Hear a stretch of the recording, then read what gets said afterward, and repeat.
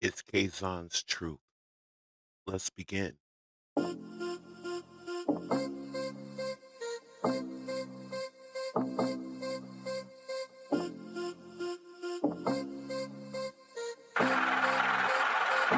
Beat money.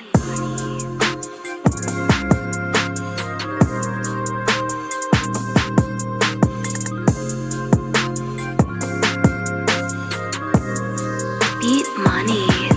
My heart goes out to this family. My heart goes out to this family.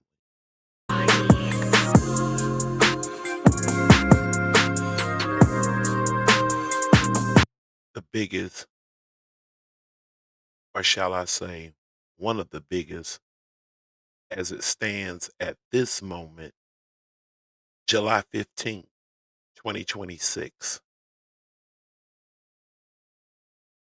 The boy went missing on two occasions. One, my anniversary of 24 years. Second, get this now, get this, not America's birthday, United States birthday of 1776, 4th of July.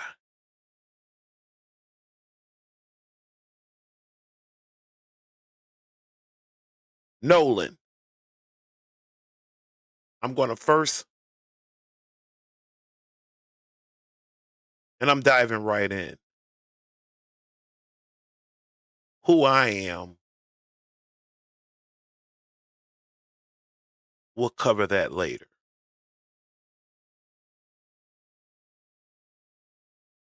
I walked into this subject. I first saw a mention of it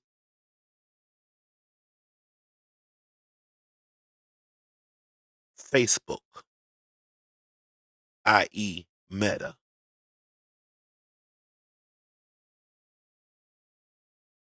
I then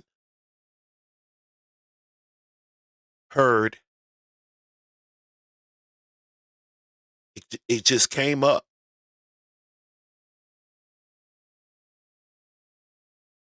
of Tariq in a podcast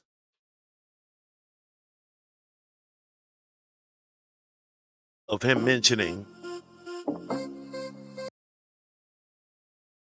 about smelling out racism.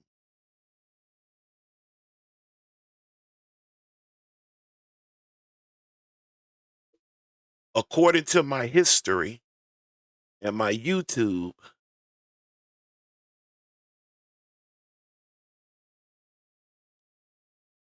I started tuning in around midday on Monday,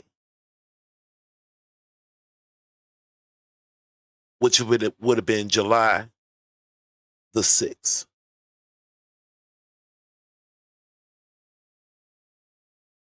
One of the things that grabbed my attention, honestly speaking and truthfully speaking, was not the total wraparound of Nolan, mom, dad, Walmsley, Wells. That's not the first thing that really made me, like, as some may say, a double take, a double ear. I heard the name Ocean Springs.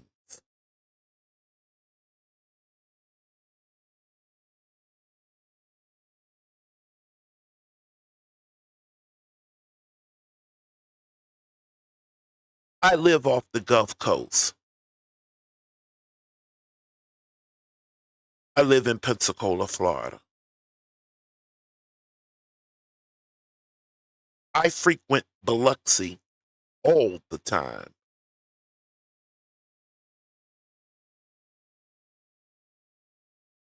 I have a brother,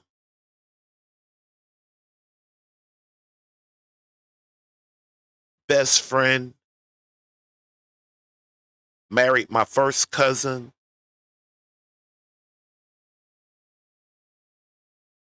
been bowling over 30 something years. I know we were on the same team together. We started out together. Bowling tournaments in Ocean Springs every year.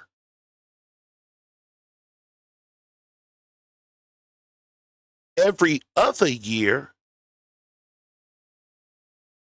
my wife and I go and team up with them, and we stay in Ocean Springs, Gardner, huh? Biloxi, huh? Gulf Shores, huh? Mobile, Alabama, huh? Two, which really should have been number one,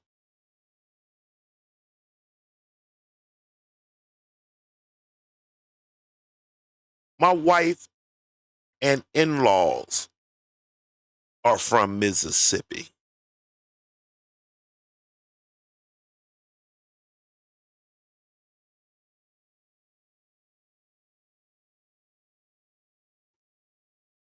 She and I met. Several years had went by.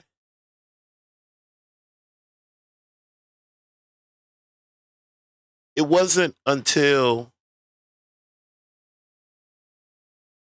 my dear uncle, her uncle, but later my uncle, the mighty Uncle Taylor,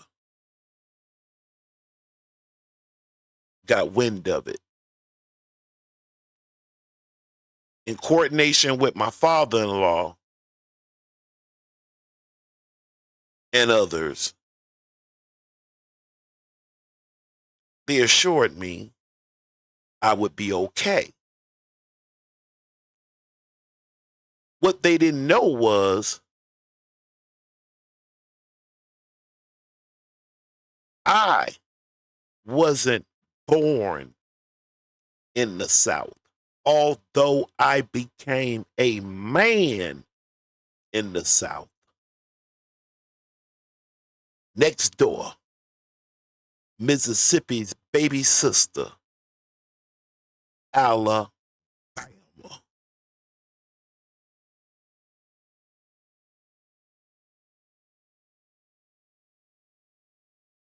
My fear was I wouldn't hesitate. What I am man, woman, beast, animal, reptile, or fish do a mother thing to me, I'm not going to hesitate. I'm not going to think, which we'll come back to this. Timestamp this. This is something you're not going to, well, they know. We don't talk in this language. We don't talk in colors.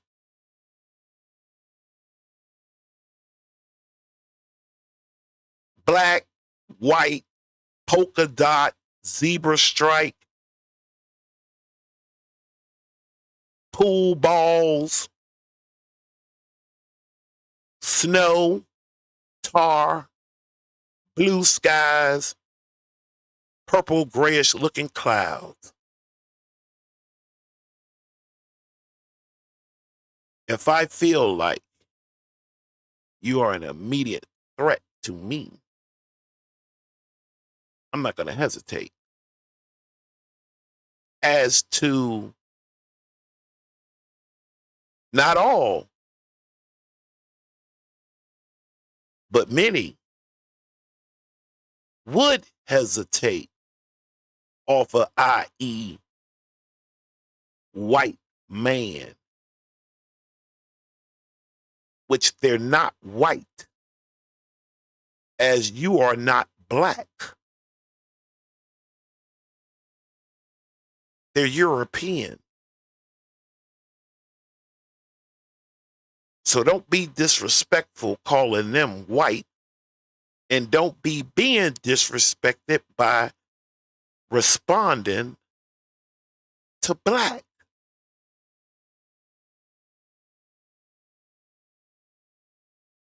I'm going to do a whole nother video on that.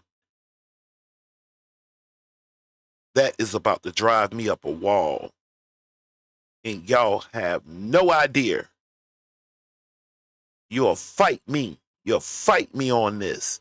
All because you hear on YouTube and TV, lawyers, judges, people with big names, big news station, call, point, and say black.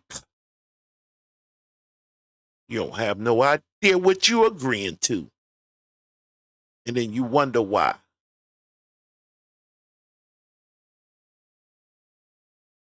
I live not that far from Ocean Springs. I've spent the night in Ocean Springs several times. I can't go to Biloxi, my wife's hometown, if I'm driving. That route that my mother-in-law and wife take, I know better. You understand? And I most certainly wouldn't be whether driving, riding, as packages or luggage coming through no damn 98 through them back towns to come back home. I'm not doing it.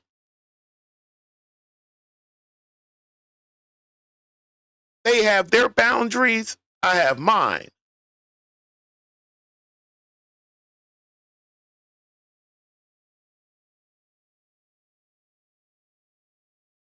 I heard about this young man, not from the missing point,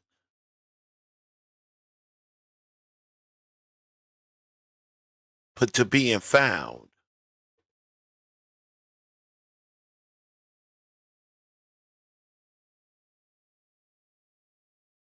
When done so, something like this, because I wanted to keep it lined up in how I was catching this. Now that I done got whiff, hold on. There's a young man. Let me get this right, because I always like to go back to the beginning. Let me get this right, since this is the question. I first start off with the answer. My answer is, I don't know. Then I find an interest. That makes me want to venture into finding out.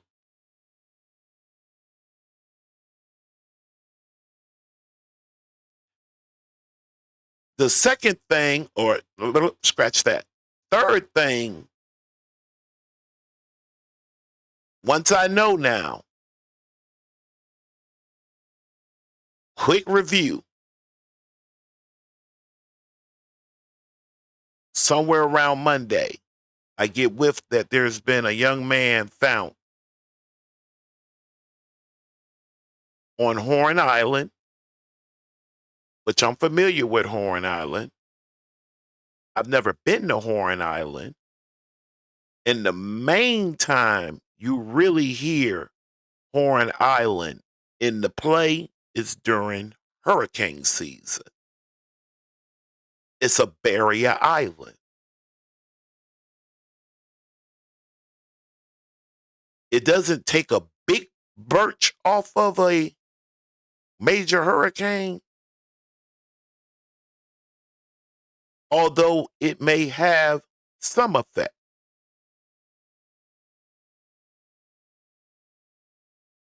When I saw mom and dad,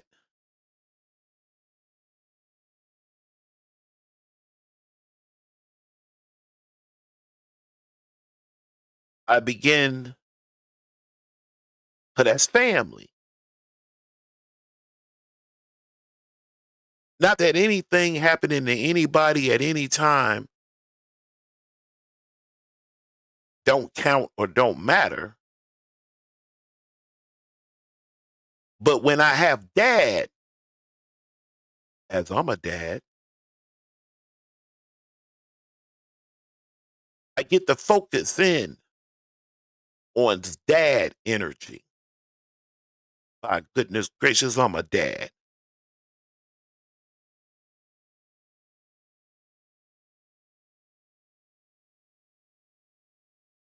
Young man goes out. The first debate that I was listening to was the fact that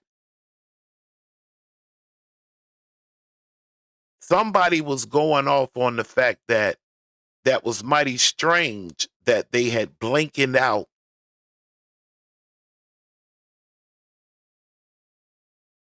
the boy's face except for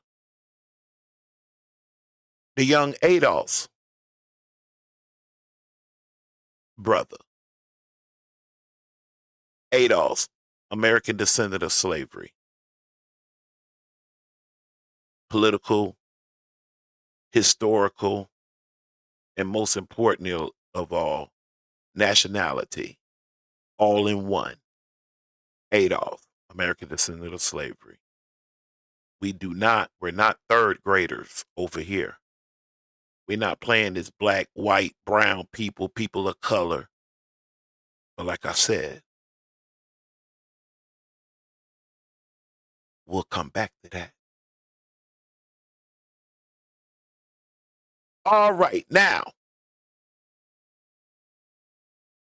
let's see, can we begin to venture off into, because when something happens and it catches my attention, very, very, very important to me that I keep going back to the beginning.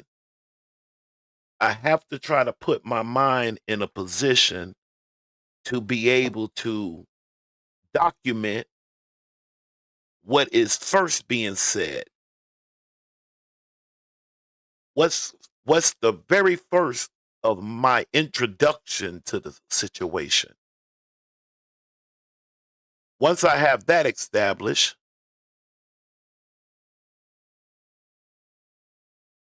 then we can begin as we are now. A Mississippi family is trying to cope with a heartbreaking update from volunteers searching for a missing teen. Searchers believe they found the body of 18-year-old Nolan Xavier Wells after he headed out on a boat trip with friends for July 4th and never came back. What happened out there on the water? Why was Nolan the only member of his friend group who didn't return to shore? And that's the question. And I do have it up here.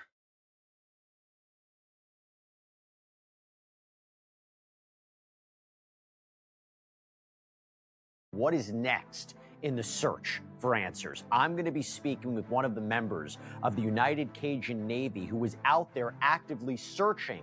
I always go back. Well, hold on. I almost was disrespectful just then. Because maybe someone may catch this that got with it is later on the 4th of July or sometime on Sunday, which I'm most certainly going to come back to. You will give me a second. I just want to make one quick change over here. All right, we are ready. When the devastating news came in. Welcome to Sidebar, presented by Law and Crime. I'm Jesse Weber.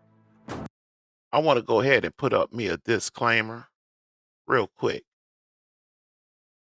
The K Factor as well as Kazon's Truth. Basically, I'm letting you know that I'm going to be operating under the fair use under Section 107, which is a part of the Copyright Act of 1976. Everything that will be shown here will be for commentary. There will be some criticism. There's going to always standing in education. And none of this is possible. That goes for anybody doing this. Anybody who comes and turn on that camera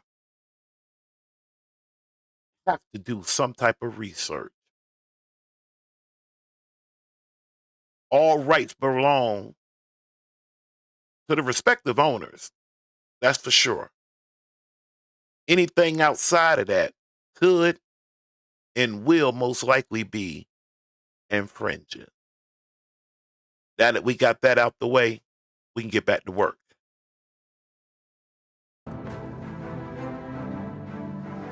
July 4th, Independence Day. My anniversary, 24 years. It's a holiday that a lot of people spend out in the water all across the United States, from beach days along the Atlantic to Here in Pensacola on the Gulf Coast. boat days on the lake. It's supposed to be just a great way to spend a hot summer day. I can go into my pictures. They're time stamped. Remember that. That's going to be important.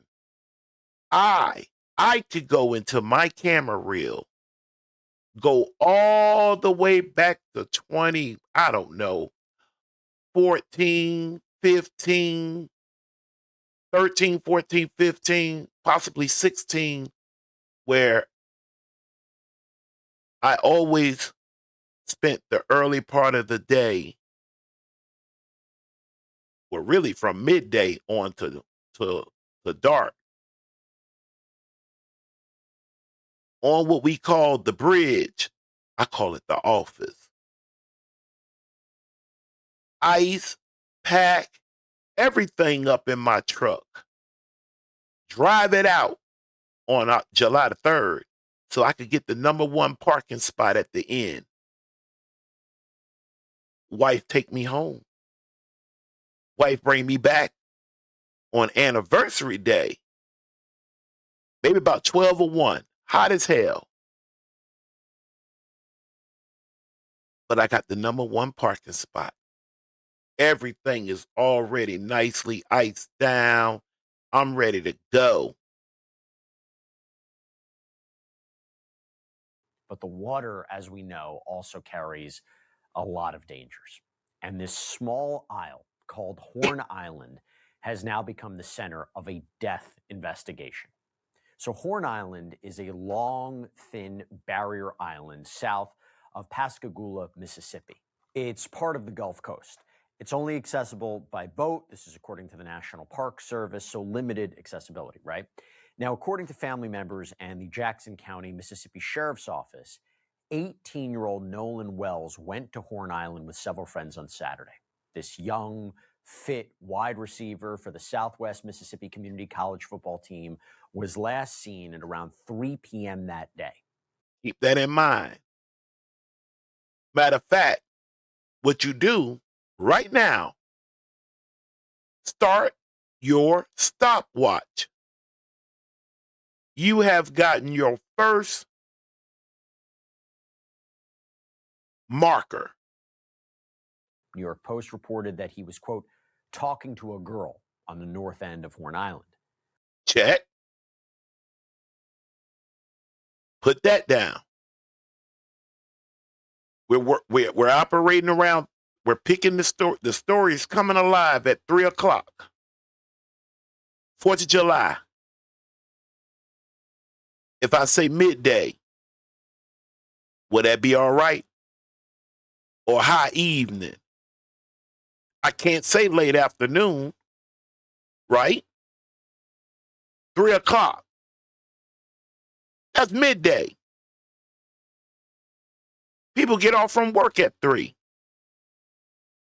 When he was reported missing, multiple agencies jumped into action. The United Cajun Navy, their incident commander, Josh Gill. Keep Josh Gill. I do not know why Josh Gill hasn't been possibly given more. I don't know. I don't know if I should say it that way. Nevertheless, Josh Gill, Cajun Navy. Them boys don't play neither. Posted about the search on Facebook over the weekend. About 6'1", 180 pounds. Scratch that. This is Josh Gill. Josh Gill is not who I'm referencing to. I made a mistake, but we're not going to start this over. But Josh Gill is fixing to speak. Let's still make a note of this. Was last seen on that north end of Horn Island. Guys, he hasn't been found. Okay, he was last talking to a girl on that north end. He went out to Horn Island with some buddies yesterday out on a boat. He's not been heard from in close to 24 hours. So guys, if you're out there fishing, if you're out there, jet skiing, doing whatever you guys are doing, keep your eyes out for Nolan. Now, I'm going to be speaking with the Cajun Navy's Vice President, Brian Trasher, in just a moment. I want to get That's who out. That Brian. My man Brian. And when we get to Brian, he's going to get to Brian. But I have to say we. But we're going to do it together. All rights go to him. When we get to Brian, I'm going to go ahead and say this. When we get to Brian, I want you, if you can, feel his energy now. Feel him. Study him. Listen to him. a better sense of what the search was like, because he was actively searching for Nolan when it's believed Nolan's body was found. Nolan's mom, Christine, got a hold of these photos that Nolan had apparently taken with friends aboard a boat the day that he went missing. People didn't like the fact that them boys' faces were marked off. That was one of the first things as I started venturing out to kind of see what other people, She flooded social media with these photos, asking for anyone with information to get in touch with authorities. And it's unclear so far what Nolan's friends told law enforcement, told authorities when they reported they couldn't find him. But according to the sheriff's office, it was a park ranger that spotted a body at around 8:45 a.m. Monday morning. And I thought that was in my opinion, that was an odd time.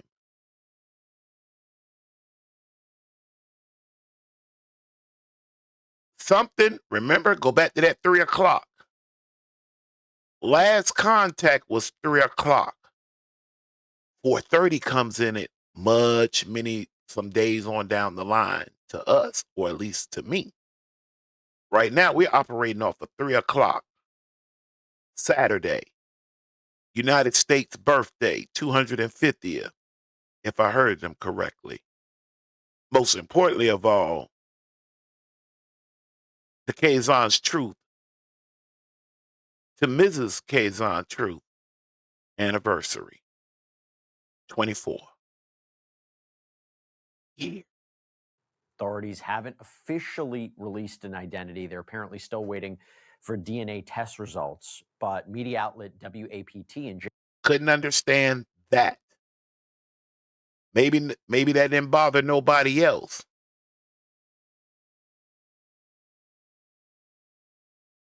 Maybe that didn't do anything to anybody else, but for me,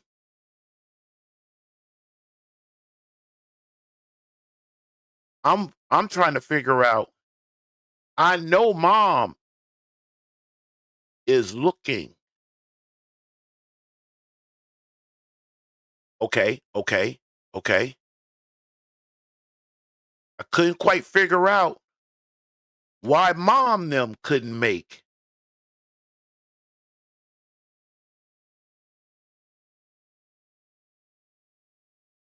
the discovery of, not the discovery, but that's mom. That's my boy. Check. The identification, that's check. So I couldn't understand that. Jackson reported that the coroner said there's no reason to believe it's not Nolan. According to TMZ, the body was in the water near the northwest end of the island. WAPT also reports that an autopsy is planned for today, Tuesday, and we could learn a lot more once those results are released, but that could potentially be weeks from now.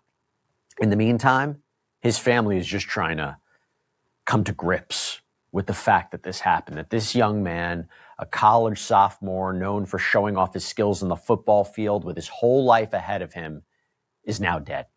Died during what was just supposed to be a day out on the water. And Christine confirmed this heartbreaking development in a Facebook post. Quote, I want to thank our family, friends, community, United Cajun Navy, local law enforcement, and everyone involved for all the love, support, resources over the last few days. His father, our family, friends, and I are absolutely devastated. Heartbroken for my sweet son, who is always willing to cheer and uplift others. Nolan was a special soul. God took his time creating our son. I ask that you please give me and my family time to grieve. Southwest Mississippi Community College's president also released a statement saying, quote, the entire Southwest family is heartbroken as we mourn the tragic loss of Nolan Wells. Nolan was an exemplary student, athlete, friend, and teammate. We remember Nolan as a well-respected young man who was very popular among friends, faculty, and staff. We love Nolan, and he will be greatly missed in many ways. Our continued prayers will be with the Wells family now and in the days to come. At first, Christine had put out this message on Facebook saying that no GoFundMe had been set up yet and that any pages that were set up, it was a scam. Unfortunately, we've seen this before in other cases, someone taking advantage of what is already a tragic situation. Mm-hmm. But since then, a friend did set up an official fundraiser. We're going to put a link to it in the episode notes if you want to contribute, donate, support in some way. And according to the GoFundMe page, quote, funds raised will be used for funeral and memorial expenses, celebration of life services, and any additional costs associated with honoring Nolan's memory. Any remaining funds will help support the family as they navigate the difficult days ahead. How did we get here? What went wrong? What led to a young man losing his life? When Nolan disappeared, a lot of people jumped in to help with the search, including what's called the United Cajun Navy. Hey, let me say something real quick. Look, running a business, that's tough enough, but why make it harder doing things manually, relying on dozens of apps that don't really talk to each other? Well, that's where our sponsor, Odoo, comes in. So Odoo is an all-in-one business management platform with a full suite of integrated apps that seamlessly connect all your operations to help with the search, including what is called the United Cajun Navy. I want to welcome in Brian Trasher, Vice President of the Cajun Navy. He was part of this weekend search that, as we just talked about, came to such a tragic conclusion. Brian, thanks so much for coming on. I'm so sorry. You know, I know you're part of a lot of searches, and when something like this results, it's one thing for it to be incredibly difficult for the family and friends of Nolan, but I imagine for you as well, this is a tough time. And my understanding is that you were actually in the air above the island when the call came in that a body had been found? That's correct. Yeah. The on Sunday, the 5th of July, we had a rescue specialist and a drone operator go out on a boat, and they spent several hours out there on the island and around the island, and they were not successful in finding any clues. So that's when we decided to do aerial reconnaissance. So yesterday morning at first light, I went up in a single engine fixed wing aircraft and flew basically a grid around Horn Island, Ship Island, which are Barrier Islands just south of Biloxi and Pascagoula, Mississippi, down to Chandelier Islands, which is actually part of Louisiana, but just due south of those Barrier Islands, and looking for any kind of activity. And then, as we flew over the northwest tip of Horn Island, going back north, we noticed there was a couple of boats beached up. All right, you're back on your notes. You're back on your notes. Since you didn't know, let me tad this back just a tad. Let's go back over where and what they did. And they were not successful in finding any clues. So that's when we decided to do aerial reconnaissance. So yesterday morning at first light, I went up in a single engine fixed wing aircraft and flew basically a grid around Horn Island, Ship Island, which are Barrier Islands just south of Biloxi and Pascagoula, Mississippi, down to Chandelier Islands, which is actually part of Louisiana, but just due south of those Barrier Islands, and looking for any kind of activity. And then, as we flew over the northwest tip of Horn Island, going back north, we noticed there was a couple of boats beached up on the beach that were not there before. And I could look down and I could see that something was going on. And then we made a circle around. By that time, a lot more law enforcement boats were showing up. And before you know it, they had, probably a dozen boats huddled up on the beach there. So we knew that they were setting up a command center. What was this search effort like? I mean, I know that there was multiple people involved. Make note of that now. Flew by, nothing. Flew down by the Barrier Islands, close to Louisiana, and please understand me, all of this is not as far as it may sound. Come back, he saw a few boats there. That's what he saw. Involved in it. What was it like from the start of it, and how quickly did you mobilize to provide support? So I think we got the first call on the evening of the 4th of July when it was starting to, get dark, and Nolan nobody had heard from him, and he wasn't home. And then I believe that the next morning on the 5th, I think somebody took his mother out on a boat back to the island to look around. And that's when we started calling some of our volunteers from our Mississippi chapter and mobilized a couple of volunteers. That is true. I want to give a shout out to that coach. It may not get covered in this segment, but that is true. Dad said he don't own no boat and didn't know nobody that had no boat. Coach saw the conversation going on Facebook, hit Dad up. Dad, it's about 3:00 in the morning now. Dad, y'all want to go out there? He said, yeah. 5:00, they were heading out there. Way to go, Coach. Kudos to you. Jumping in. Coach. His high school coach at that. That's what's up. Volunteers, like I said, and a boat, and went out there and started searching. On the official side, you had, I think, the Jackson County Sheriff's Office. You had the Mississippi or the Marine Patrol. I'm not sure if they're a county or a state agency. And then the Horn Island's part of the National Golf Park Island Seashore, I think is what it's called. And they have park rangers who do a great job keeping a lot of recreational boaters and swimmers and stuff safe. And it was one of those rangers that actually ended up discovering Nolan's remains yesterday morning about 8:45 Central. I want to talk about that in a minute because I have some questions about the potential remains here. First of all, we do too. I do too. Let me stop that we. I do too. what what resources do the United Cajun Navy provide that traditional law enforcement or other agencies just don't have? I mean, what role do you play? I mean, it's interesting. We've talked about it, about how they maybe should be allowed to assist in the Nancy Guthrie investigation, but just generally speaking, what kind of resources do you provide? That's another odd story. That's another odd story. Like, dang.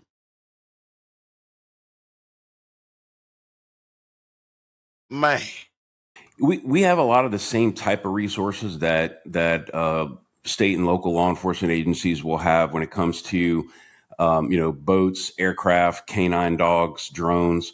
The difference is that we can usually deploy them a lot faster, and that's usually only because we don't have as many sort of protocols and permissions, I'll say, to go through to make that call and to put the resources out there. Fortunately, because of the system where we have chapters in every state, we keep an active database of special skilled volunteers that are usually at the ready, and we can deploy them pretty quickly.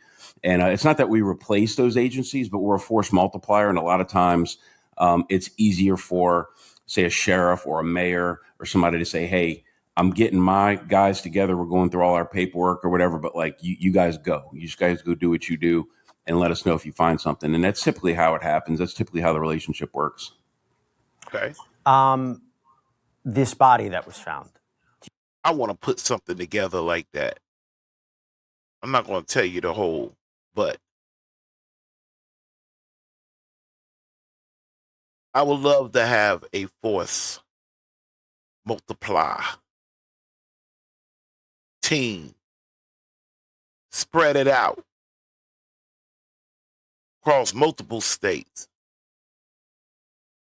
that can intervene and almost put out fires before they even get going. I would. Do you have any idea the condition of the body, the status of the body? Because when we hear that they need to do some more forensic testing, DNA testing to confirm the identity, is that standard operating procedure, or was the body in such a condition, from what you know, that you couldn't make a readily identifiable, whether it was Nolan or not, you can't make a clear identification just by looking at the remains? Yeah, I saw the body from about 300 feet in the air, but so I wouldn't be able to tell you like exact condition. I can tell you that it did not appear to be waterlogged. Note that, circle that, underline that, put asterisks by that.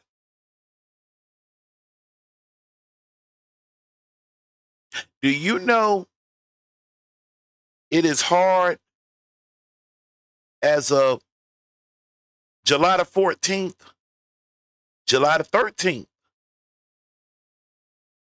Do you know it's hard to find the clip of him saying that?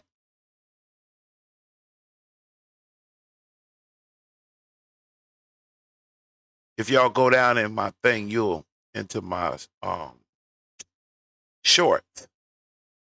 You know, it's a good thing I jumped on a particular story also here on the Gulf Coast, going east now, Okaloosa County, Fort Walton. Young man in his apartment by himself talking to his girlfriend on the computer. You got a cop playing around with the door, knocking, moving out the way, knocking, not announcing himself. I grabbed it. 8 hours later, they had them put them Edward Scissorhands to it. I got over 10,000 clicks on that. On guard. Standing as a guardian over what I can control. and that is to stream the information when it first come out. He was only in the water for a couple days, but nevertheless, the sheriff's office put out a. The body was not waterlogged, so I had to look it up. Didn't seem to be saturated, submerged. It didn't appear to have those characteristics of a body being in water, salt water, the Gulf of Mexico, the Gulf of America, which one you want to roll with. Heat, water.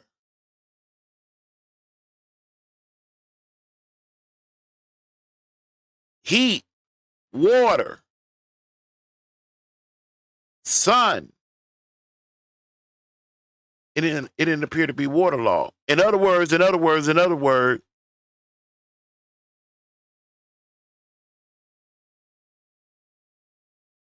sounds as if, I didn't say it, I didn't say did, I said as if somebody just put that boy in the water. Statement saying that they had no reason to believe it was not Nolan. So I think they were pretty confident it was. I think the reason for the delay in the official announcement is that I don't think the coroner can sign the death certificate until he gets DNA evidence proving it is who they're, the person they're saying is deceased, is actually them. So I think it's just a formality, to be honest with you. But I believe that the family or somebody in the family did identify Nolan, and because they put out their own statement acknowledging that it was his remains that were found and that he had in fact died. I don't think so.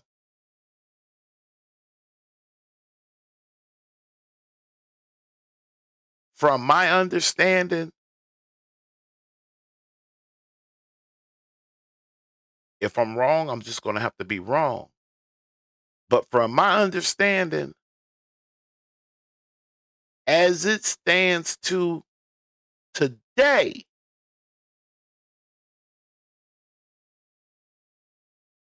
Nolan mom hasn't seen him since July the 3rd when he cooked salmon for dinner. From my understanding. Although the comment he just made, taking out the part that she saw him,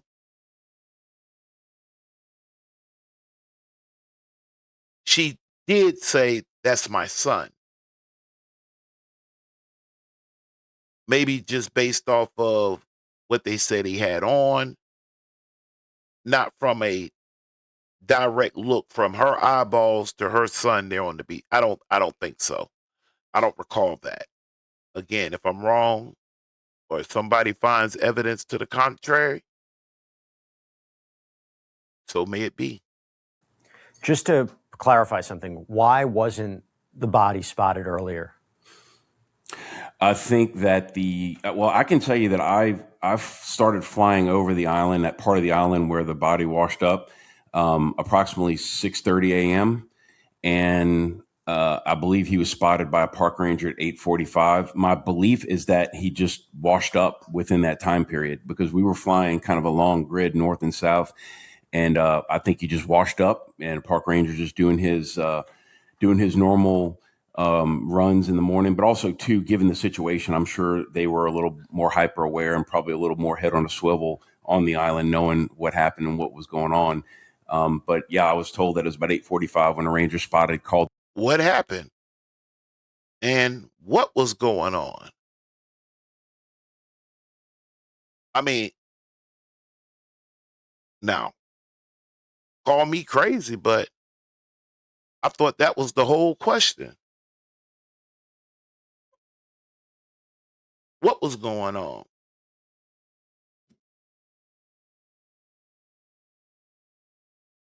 I thought that was what we were trying to figure out.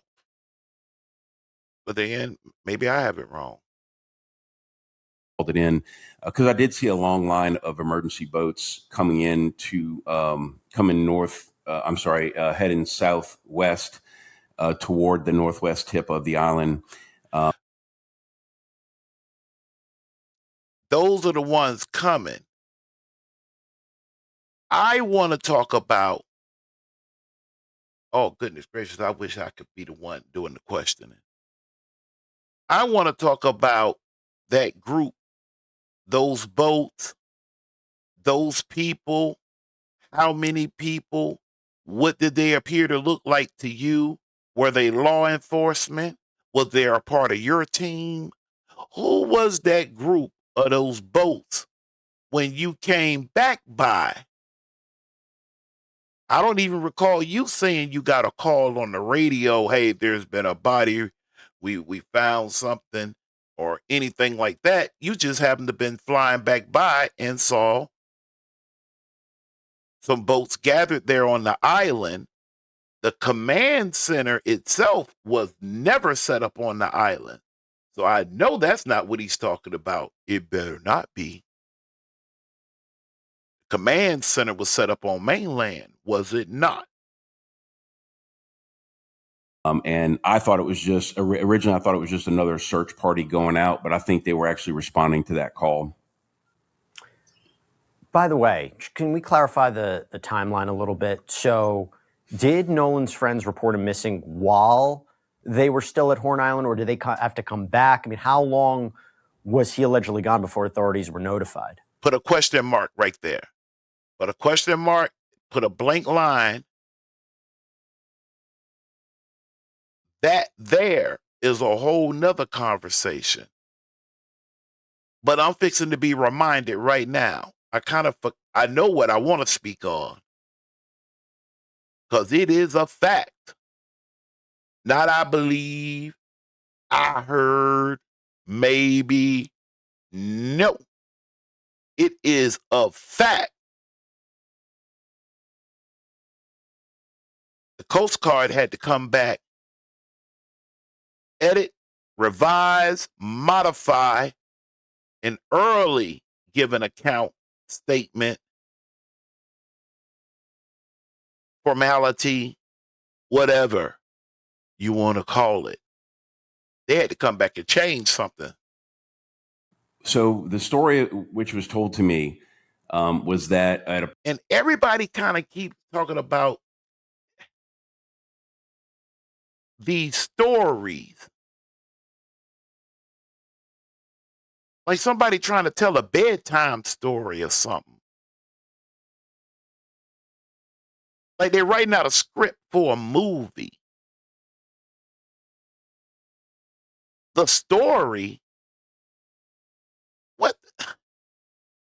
Approximately 3 p.m., his friend group that he had gone to the island with decided they were going to leave. They had to get back. And Nolan had started talking to. Notice what's missing from what we know or heard now. I don't hear in the story the boat is taking on water. Therefore, they need to hurry up back. It sounded like 3 o'clock. It's time to wrap this thing on up and head on back. I was told it was a young female, Yeah. But he was talking to some other people, had decided that, hey, I'm going to hang back. I can get a ride back with somebody else. He hangs out with this group all the time. They've been to this island together a bunch of times. It probably at the time didn't seem like a big deal to his friends to say, okay, you want to, go holler at that girl, and if she'll give you a ride back, then that's cool. We'll see you when we get home. That's the way it was explained to me. Later on, when it got to be, after dark and nobody had heard from him, but they also somehow or another, his phone ended up staying on the boat that his friends were on. So they had his phone. So they brought it back to his mother.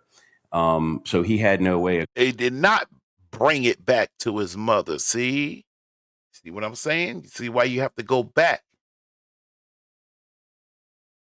Remember now, he got a story.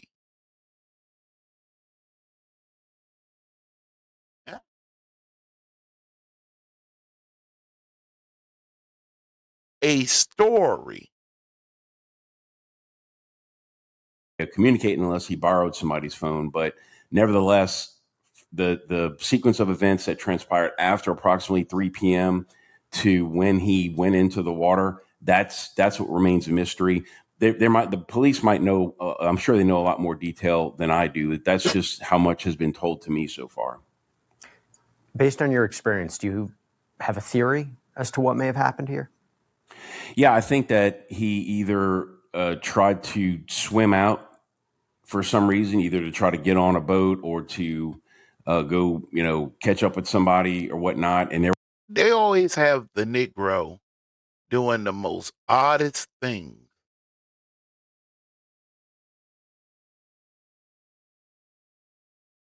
I'm going to swim out to the boat. Now,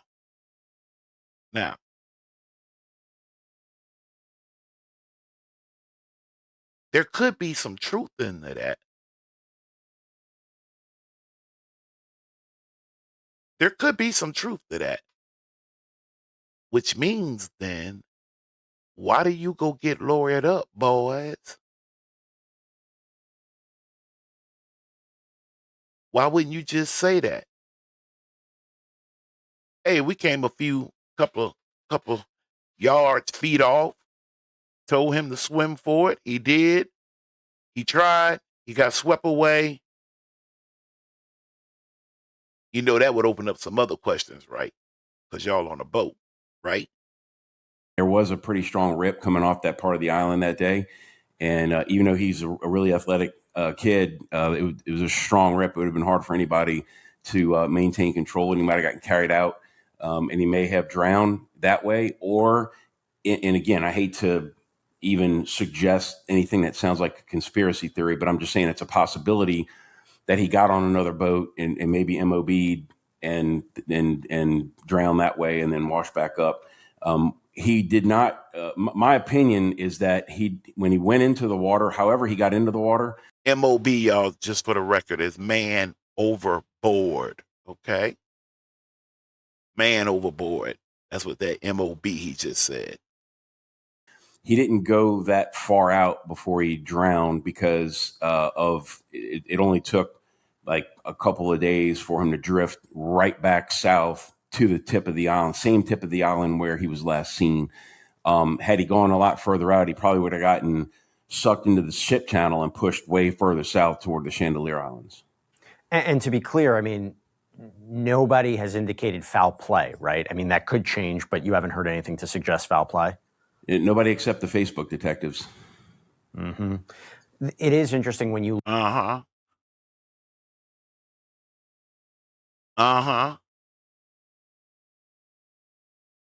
It ain't don't put that on no Facebook detectives. Look at some of the photos. I don't see a life vest or anything like that. Is that something that stood out to you? A life vest on? You mean like when they were on the boat? Mm-hmm. Mm-hmm. Yeah. So if I'm not mistaken, the state law says that if you're 14 years or older, you don't have to physically wear a life vest on a boat. You do have to have it out. You have to have it available and out to where you can easily access it. But there's at their age, at 18 years old, there's no law that says they're required to wear a PFD while on a boat. In the pictures that I saw, I'm not even sure if the boat was moving, and if the boat's at anchor, there's definitely no law that says you have to have a PFD on. Right. Then, what was the weather like? Did that play a factor, you think? I think that the only thing about the weather that's of note is that it was extremely hot and the UV index was really high. So if those guys weren't drinking a lot of water, it could have been dehydrated, just, possible sunstroke. You could have just sort of, the sun can drain energy out of you.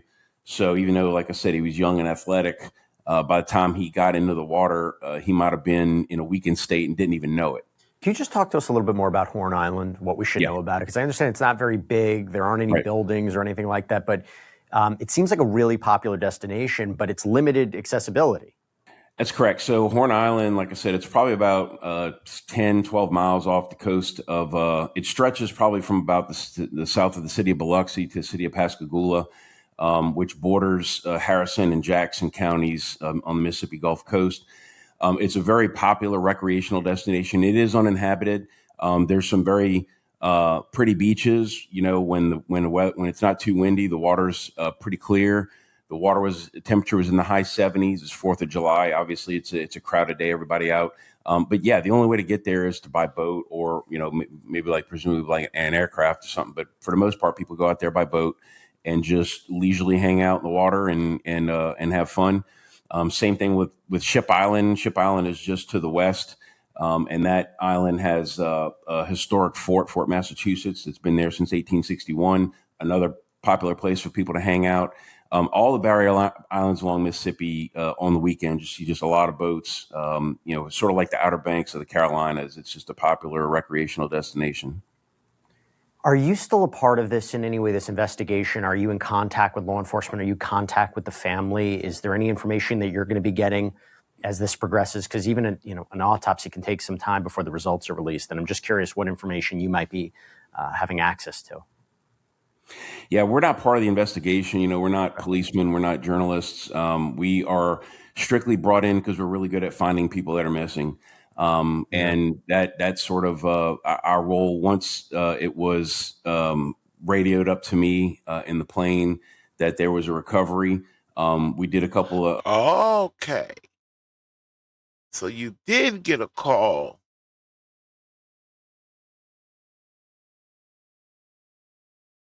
Huh.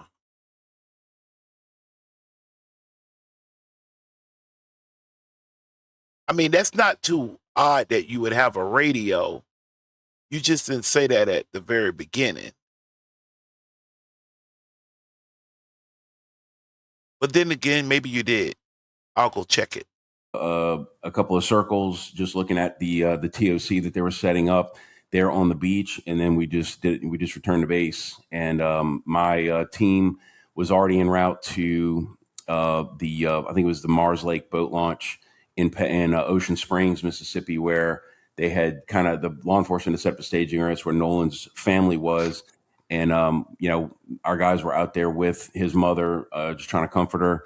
But as far as any kind of inside investigation, information about the investigation, unless that's voluntarily offered by law enforcement, which I doubt, that's not something that we're going to know.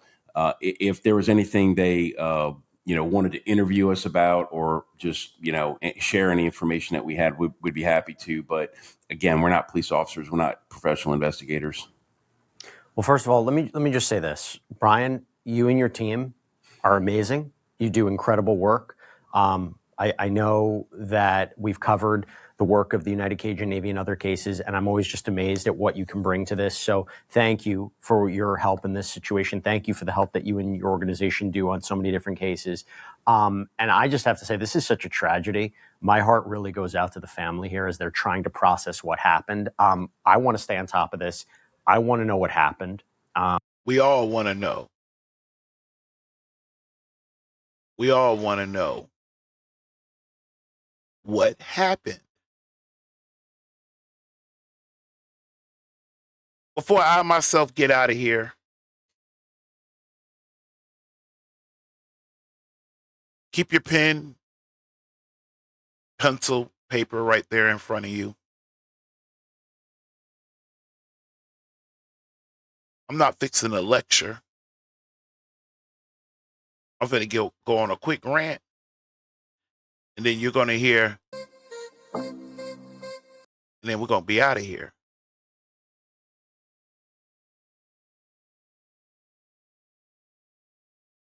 At 3 p.m.,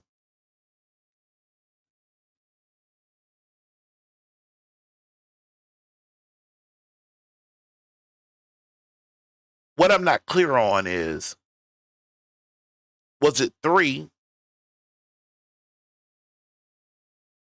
when the boys which we haven't heard from. We've heard from some other talking mouths.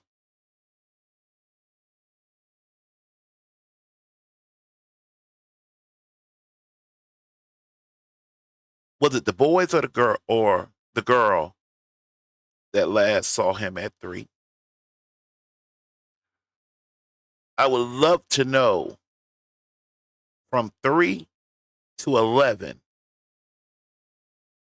when the Coast Guard had to come back and say, yes, we did get a call at 11 for service. I want to know, has anybody FOIA'd that call?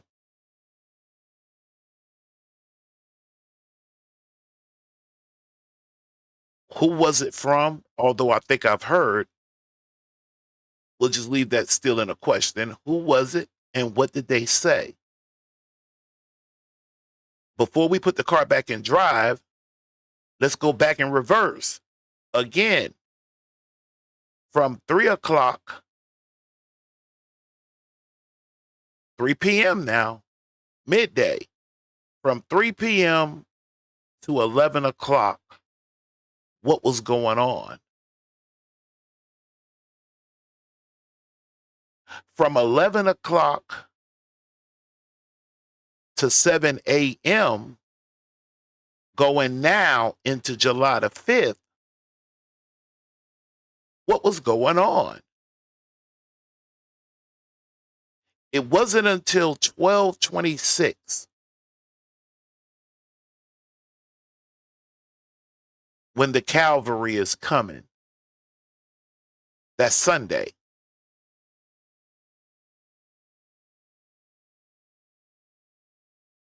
So from 12:26 to sundown, they come up with nothing. From sundown to sun up,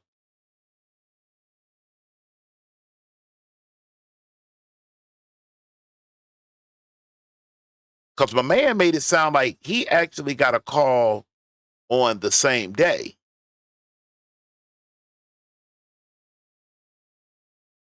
Now, he did that.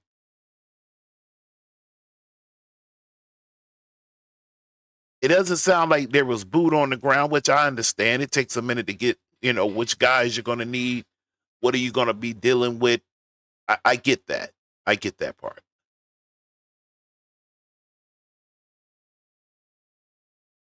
Sunday midday, the search is going now. They come up with nothing. The sun comes up. My man that just spoke, Brian, he out lurking and lurking. And then I get a little confused.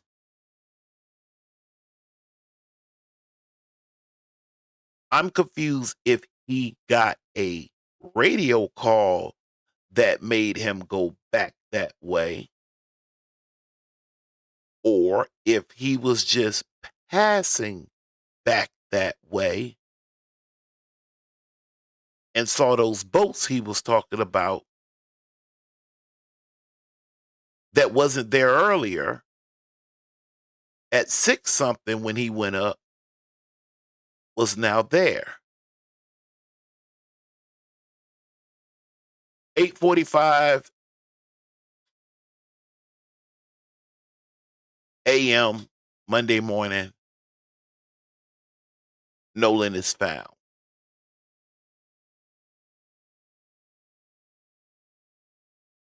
From there, mom, dad, they're looking for answers. Somebody that knows somebody contacted somebody to bring them in. We'll treat this like a contract.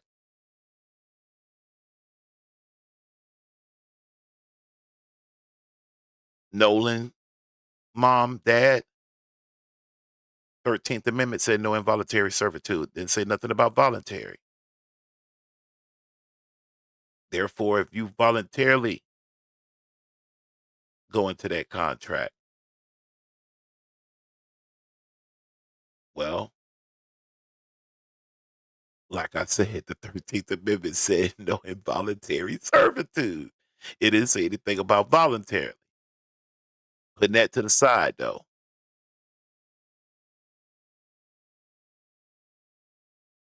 Next thing I know, on your own screen, I have it kind of small because it's really, really, really, really kind of upsetting when you look in mom and dad's eyes.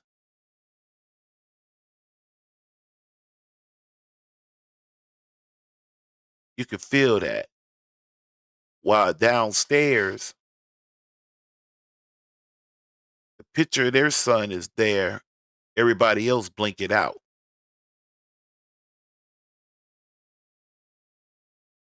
From there, Ben Crump comes in, and we are now operating off of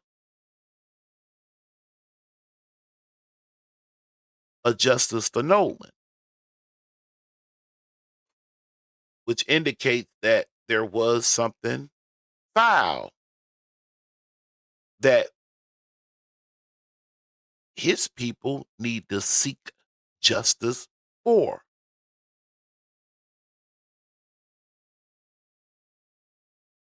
And at the same time, sheriff say he hasn't seen anything of foul play. Then comes in a judge, stepmom of one of the boys on the famous boat picture.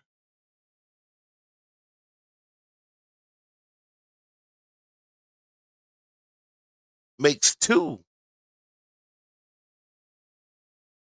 general, I guess, posts. Although I've heard some people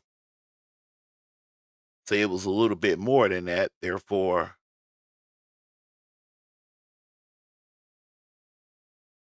I'm talking about because you improprieties or the signs thereof.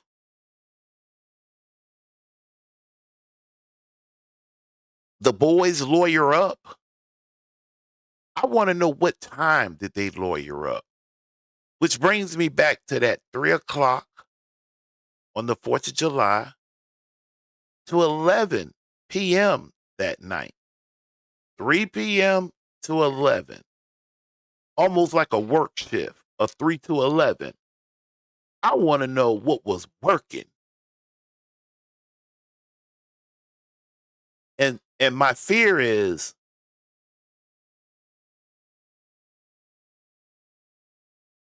although I'm not a big Benjamin Crump fan,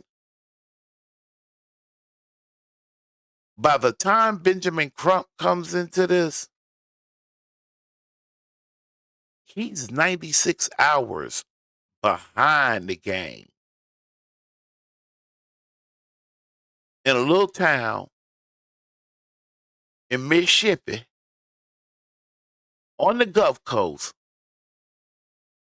what we know, that's just one of the boys now. I would love to fill in the blank. What are the occupations of the other parents? When did they all have a meeting and come to the conclusion that it would be in their best interest for the boys to lawyer up and to remain silent?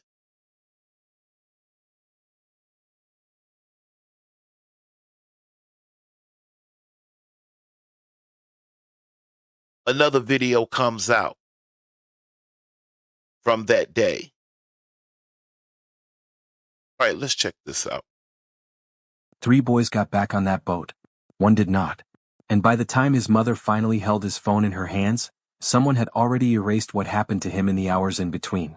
Everything you're about to hear comes from named sources, confirmed contacts on the record. Nolan Wells' own parents, Christine and Elmore Wansley, sitting down for a direct on-camera interview alongside civil rights attorney Ben Crump. Direct quotes. "Nothing here is anonymous, and nothing here is a guest dressed up as a fact. If that opening already has you leaning in, go ahead and hit subscribe right now, because this case only gets more tangled the deeper you go, and we're going to be tracking every update from here forward." He chose, on his own, to stay behind on a barrier island after a 4th of July boat trip with friends. He wanted to spend more time with a girl he'd just met. His friends left without him. He would catch a ride back later with a different group. That is the story Nolan's parents were given. It is also the story his parents do not believe, not for 1 second, and by the end of this video you will understand exactly why. Ask yourself something before. Multiple news reports describe Nolan as last seen shirtless, in blue swim trunks and black sunglasses, standing on a boat with the friends he'd know his whole life. Hold that picture, because it's the last confirmed image anyone outside that friend group has of him alive. Nolan was last seen on the island around 3 in the afternoon. According to Warren, one of the boys on the trip, the boat began taking on water and they were dealing with a bilge pump issue, so the group decided to head back to the mainland around 4:30. Warren's account is that Nolan told the group he wanted to stay behind and catch a ride back later with different friends. Warren's mother is Ashley Cole, a sitting chancery judge in Mississippi's 16th Judicial District, and in the days after Nolan's death she posted her own detailed public statement. She wrote that given the very heightened emotional state of social media right now, I fear for the safety of my child and my children. My husband and I have 6 children, and we covet their privacy. She also addressed deleting her own social media accounts directly. Yes, I am a judge, she wrote. I also value transparency. I apologize if anyone was offended that I deleted my social media. There were no nefarious motivations in my deleting my social media. She went further, noting her own history with Nolan's mother. I graduated high school with Christine Wells Wansley. We are from the same community. I have the utmost respect for her and all of the Wells family. We mourn the loss of Nolan with them. A judge, publicly building her own record before investigators had even finished their work, is not a neutral act, and legal analysts who reviewed her statement later made a point of saying so. One analyst's read was blunt. In her view, the judge was getting ahead of the story. Not necessarily hiding anything, but establishing a version of events early, laying out Warren's timeline in detail, before harder questions could be asked of her son directly. Ask yourself why a sitting judge felt the need to publish her own son's minute-by-minute account of that afternoon before investigators had released anything close to a final timeline themselves. Christine wasn't initially alarmed when evening came and Nolan hadn't checked in. She said there had been nights before when he stayed out late watching a movie at a party, nothing that raised a flag. Then, at 11:07 that night, her phone rang, and it was Warren calling her directly. She said the second she saw one of Nolan's friends calling her personally, her heart dropped. His friends, she said, simply don't call her like that. From there, the family says things moved fast but in a strange, scattered way. Christine called her friend Tashima, whose sons had grown up with Nolan since their days in City League sports together, and asked her to check with the boys directly. Mhm. Okay. Y'all still with this? We just backing up. At the same time, the group of friends started pulling up Nolan's location through Snapchat, since they all followed each other there. Christine, separately, was checking a location app called Life 360. And here's where the first real red flag appears. Nolan's phone was showing up in one location. His car was showing up somewhere else entirely. What does that discrepancy actually tell you? A phone and a car belonging to the same 18-year-old, tracked through 2 completely different apps, landing in 2 different places. That is not proof of anything on its own, but it is the kind of detail that should have triggered urgency, not a shrug. Instead, Christine and Elmore say they spent precious early hours simply trying to find out who was even supposed to be handling this. The Sheriff's Department. The City of Ocean Springs. The Department of Marine Resources, who took her information and redirected her straight back to Ocean Springs Police. Eventually, Jackson County formally took the case. Think about what that means in practical terms. Hours spent identifying jurisdiction instead of searching. That is exactly the kind of gap where evidence gets lost, misplaced, or simply never collected in the first place. The search that followed ran more than 40 hours, pulling in the Coast Guard, the Mississippi Department of Marine Resources, the National Park Service, and volunteers from a search and rescue group called. Pause this here for a second. Once we get into the part where Ben Crump claims, well, you know what? Hold on. The United Cajun Navy, combing an uninhabited island by boat and by air.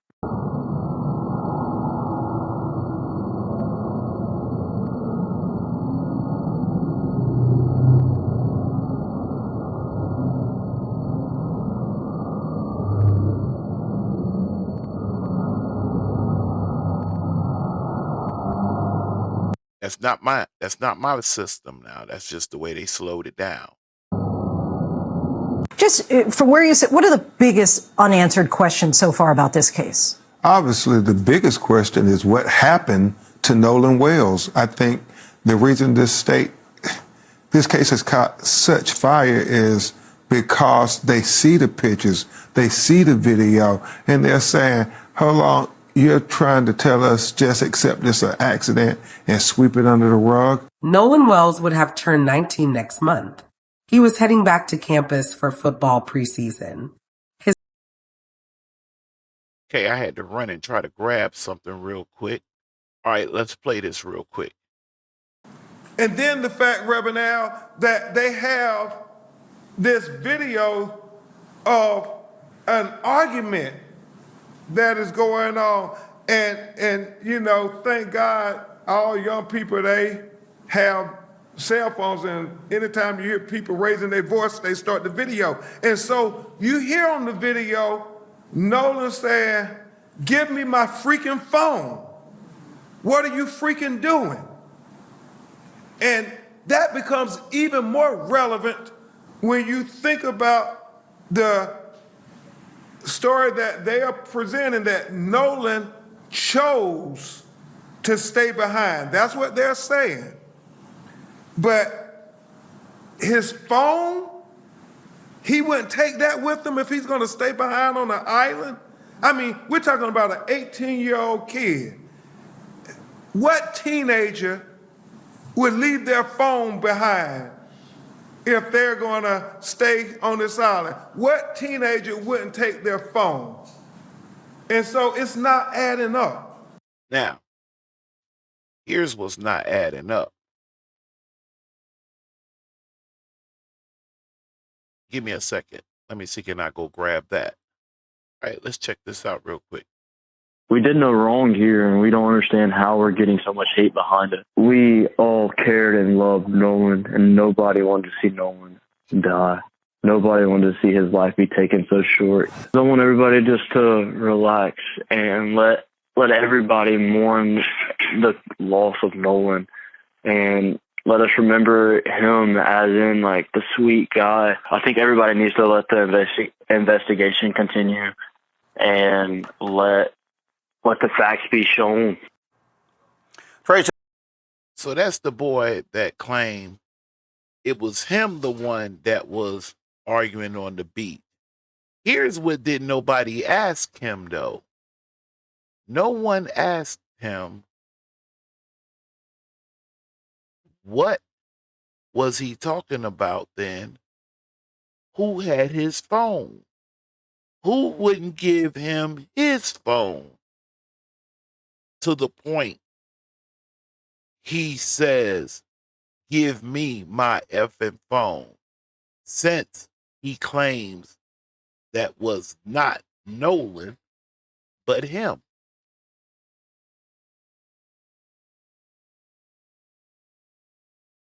Also,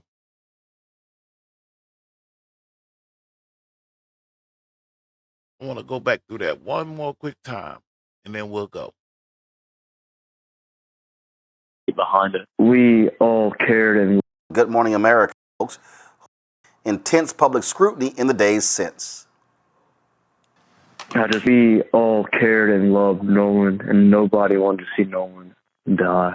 Nobody wanted to see his life be taken so short. I want everybody just to relax and let...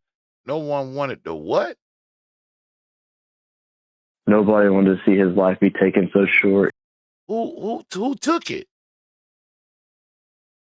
Do you know who took his life? What we talking about? And how we're getting so much hate behind it. We all cared and loved Nolan, and nobody wanted to see Nolan die. Nobody wanted to see his life be taken so short. Who took his life? Everybody just to relax and let everybody mourn the loss of Nolan, and let us remember him as in like the sweet. This the same guy down that claims he was the one. You can go check it on Good Morning America.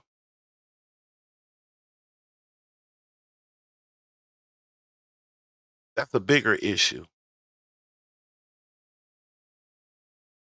No one asked him, if that's so, who had your phone then? Or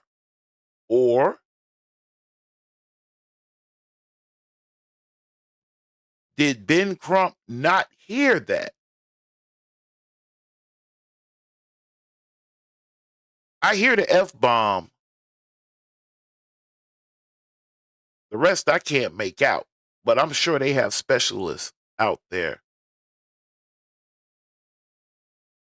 Especially if they have a part like that, should be able to be resolved.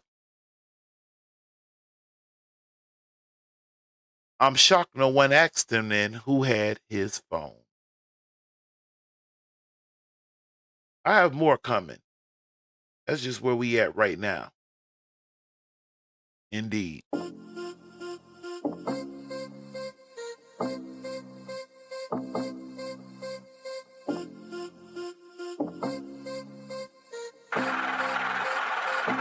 Beat Money.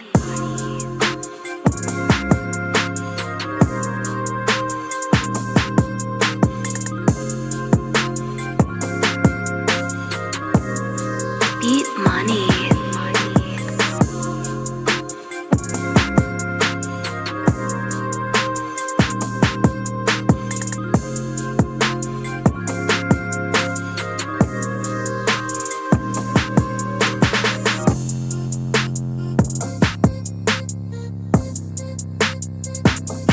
If you have any questions or concerns, you can reach me at kzon@gmail.com. You can support this channel by hitting the like button, share, subscribe, if you already are not. Also, in other ways to support this channel, you can do so by Kazon Senior. That's KAAZON, capital S as in Sam, R as in railroad, followed by the $sign.